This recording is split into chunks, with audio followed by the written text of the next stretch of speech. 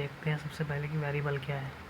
जब भी हम कोई रिसर्च करते हैं तो रिसर्च में हमें कुछ कारण होते हैं, उन कारणों का हम प्रभाव देख रहे होते हैं असल में। जैसे कि हम रिसर्च करते हैं कि हम बच्चों को कौन कौन से मेथड से पढ़ा सकते हैं जिनसे कि वो मैक्सिमम नंबर लाए। ठीक है, इस बारे में हम अगर रिसर्च करें तो हम ये देख रहे होते हैं कि एक हमने तरीका बच्चों को पढ़ाने का खोजा तो उसका हम फिर उसके मार्क्स पर इफेक्ट देखते हैं। फिर दूसरा तरीका देखा, यानी एक तरीके से एक बार हम बच्चों को प्रोजेक्ट से पढ़ा रहे हैं तो उनके नंबर कितने आए हैं। एक बार हम उनको लिखा करके पढ़ा रहे हैं जब उनके नंबर कितने हैं। तो इस तरीके से हम कुछ कारणों का प्रभाव चेक करते हैं। जैसे कि एक रिसर्च का मैं उदाहरण आपको लेकर के बता रहा हूँ कि हम ये देखते हैं कि 10 खिलाड़ी हैं और हम उनको कुछ टाइम तक भोजन नहीं देते तो उनको भूखा रख कर के देखते हैं कि वो 8 घंटे अगर भूखा रहेंगे तो बॉल कितनी दूर तक फेंक पाएंगे। 9 घंटे भूखा रहे तो और 10 घंटे भूखा रहे तो वो कितनी दूर तक बॉल फेंक देंगे। तो हम असल में क्या कर रहे होते हैं कि कुछ कारणों का प्रभाव चेक कर रहे होते हैं कि ये कारण है भूखा रखना और प्रभाव यहाँ पर हम उनका देख रहे हैं कितनी दूर बॉल फेंक। मान लिया कि यहाँ पर वो 10 मीटर बॉल फेंक रहा था, फिर 8 मीटर फेंकने लगा और फिर 6 मीटर फेंकने लगा, क्योंकि वो 10 घंटे भूखा रहा तो कम बॉल दूर तक बॉल फेंकेगा। तो ये जो कारण है ये भी वेरिएबल है और ये इफेक्ट ये भी वेरिएबल है। तो कारणों और परिणामों की स्टडी हम रिसर्च में जब करते हैं तो वेरिएबल के माध्यम से करते हैं। ठीक है, आप समझ गए होंगे वेरिएबल है क्या। ऐसी स्टडी में जब हम बच्चों को अलग अलग तरीके से पढ़ाने की कोशिश कर रहे हैं और उनके नंबर बदलते हैं, देखते हैं जब हम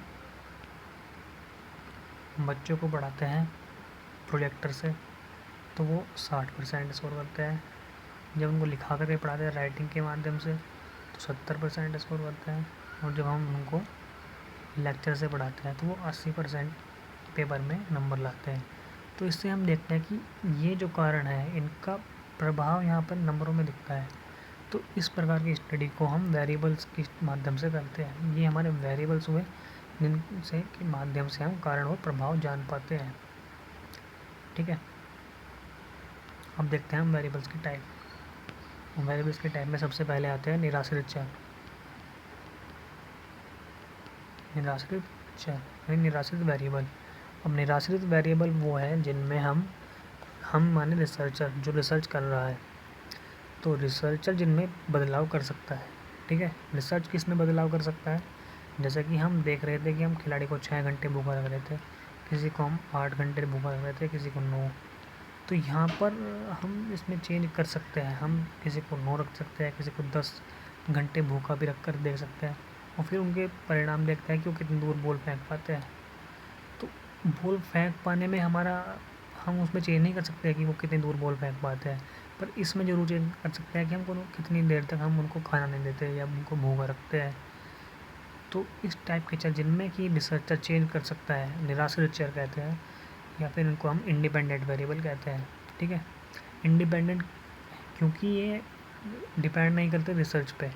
ठीक है, और जो दूसरे टाइप के चर हैं जो खिलाड़ी की बॉल फेंकने की क्षमता है, किसी की 2 मीटर, किसी की 4 मीटर, किसी की 5 मीटर, जो कि भूखा रखने के बाद उनकी आई है, वो डिपेंड करती है इन चरों पर, है ना। क्योंकि 2 मीटर कब फेंकेगा, जब हम उसको 10 घंटे भूखा रखेंगे। तो इसलिए इन चरों को कहते हैं डिपेंडेंट चर यानी आश्रित वेरिएबल। आश्रित किस लिए है, क्योंकि ये इन वेरिएबल्स पर डिपेंड कर रहे हैं। ठीक है ना, ऐसे ही हम अपने पुराने वाले केस में देखें तो ये वाले जो चर है, क्योंकि ये मार्क्स जो है बच्चों के, ये हमारे पढ़ाने के तरीके पर डिपेंड करते हैं कि हम किस तरीके से पढ़ाते हैं। तो ये डिपेंडेंट वेरिएबल यानी आश्रित चर है। और ये निराश्रित चर है क्योंकि इनको हम बदल सकते हैं। हम प्रोजेक्टर लर्निंग से पढ़ाएं, किसी को लेक्चर से पढ़ाएं, राइटिंग से पढ़ाएं या कुछ और तरीके से पढ़ा दें, तो इनको हम चेंज कर सकते हैं। इसलिए निराश्रित चर हुए और ये हुए आश्रित चर, क्योंकि ये इन पर डिपेंड करते हैं। इनको हम छेड़ नहीं सकते क्योंकि बच्चा कितना स्कोर करेगा पेपर में, हम इसको कैसे चेंज करेंगे, हम इसको चेंज नहीं कर सकते। तो हम चेंज कर सकते हैं पढ़ाने के तरीके को। तो ये हुए इंडिपेंडेंट और ये है डिपेंडेंट वेरिएबल यानी आश्रित चर और निराश्रित चर।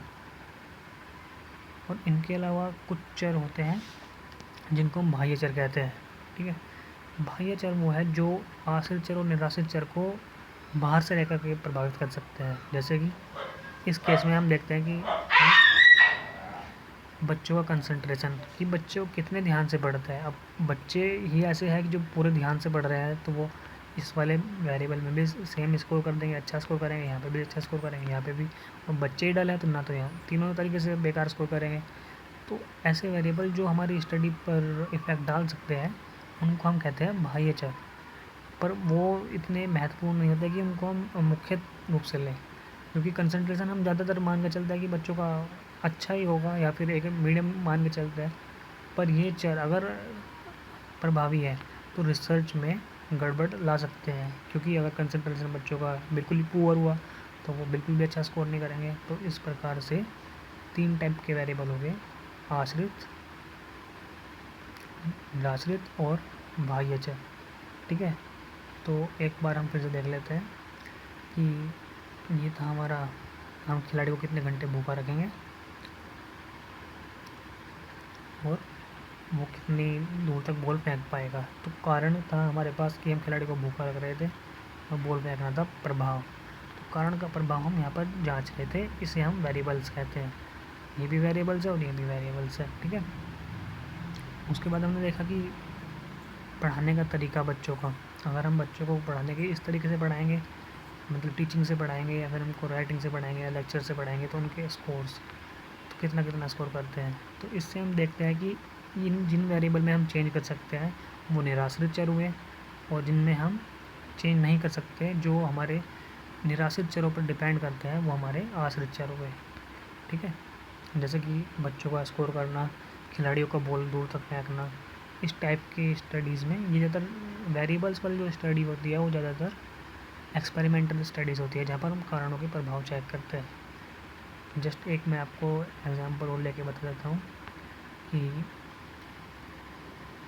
कोरोना का एग्जांपल जैसे हम लें कि कोरोना के लिए हम दवाई बना रहे हैं, तो हम ये तो चेक कर सकते हैं कि हम किसी को वैक्सीन की 1 डोज दें, यानी किसी को 1 बार वैक्सीन दें, किसी को 2 वैक्सीन दें। ठीक है, पर वो वैक्सीन कितना इफ़ेक्ट डालेगा, कितना प्रभाव डालेगा, ठीक है, उसका कितना इफ़ेक्ट होगा वैक्सीन का, ये हम नहीं चेक कर सकते।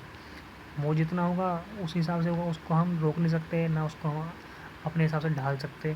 तो वो वेरिएबल हुआ डिपेंडेंट, यानी वो आश्रित है।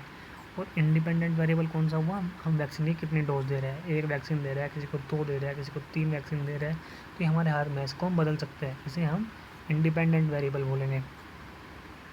और इंडिपेंडेंट वेरिएबल से आप अब समझ ही गए होंगे कि क्या चीज़ है। और इनके बीच में बाह्य वेरिएबल के रूप में, यानी बाह्य चर के रूप में क्या काम करता है कि आदमी की इम्यूनिटी, अगर आदमी पहले से ही अच्छा है, खासा ताकतवर है, उसकी इम्यूनिटी अच्छी है, तो उस पर ये वैक्सीन अच्छा सब ज़्यादा असर करेगा। और जिसकी इम्यूनिटी ही कम है तो उस पर वैक्सीन भी काम नहीं करेगा। तो ये चर बाह्य चर